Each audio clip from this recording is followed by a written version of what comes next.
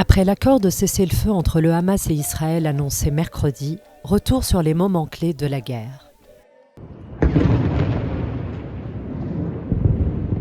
Le 7 octobre 2023 à l'aube, des centaines de combattants du Hamas lancent une opération inédite sur Israël. L'attaque entraîne la mort de plus de 1200 personnes du côté israélien et 251 otages sont emmenés dans la bande de Gaza. Le Premier ministre israélien Benjamin Netanyahou jure alors d'anéantir le Hamas. Après un siège complet et des bombardements intenses sur la bande de Gaza, Israël appelle les habitants du nord de l'enclave à évacuer vers le sud, puis lance une opération terrestre le 27 octobre.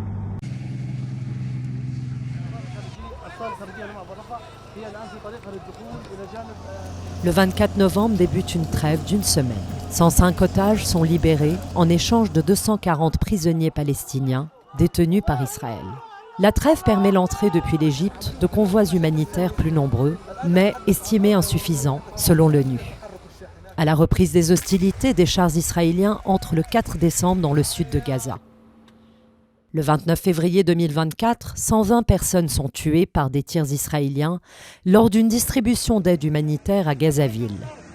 La situation humanitaire dans le territoire palestinien se détériore de plus en plus.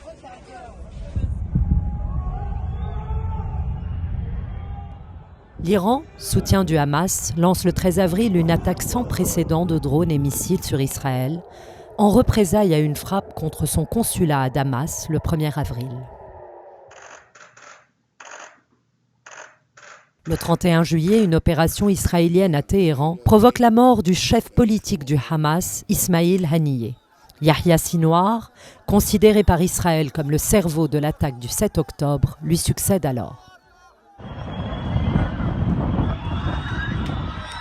Le 1er octobre, l'Iran riposte à l'assassinat de Haniyeh et du leader du Hezbollah, Hassan Nasrallah, en lançant 200 missiles sur Israël.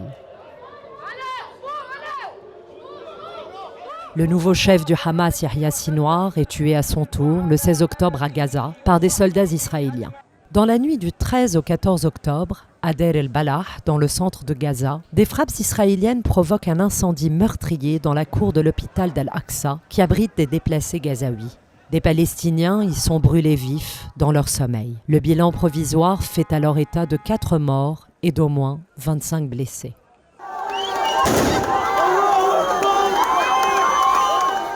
Après des jours d'intenses efforts diplomatiques à Doha, Israël et le Hamas acceptent le 15 janvier courant un accord pour un cessez-le-feu à Gaza et la libération d'otages. Au moins 46 788 Palestiniens, en majorité des civils, ont été tués durant la guerre, selon le ministère de la Santé à Gaza. Un bilan qui serait sous-estimé selon une récente étude de la revue médicale britannique The Lancet. Parmi les 94 otages israéliens toujours détenus à Gaza, seuls 60 seraient encore en vie. Au moins 393 soldats israéliens seraient également morts durant la guerre à Gaza.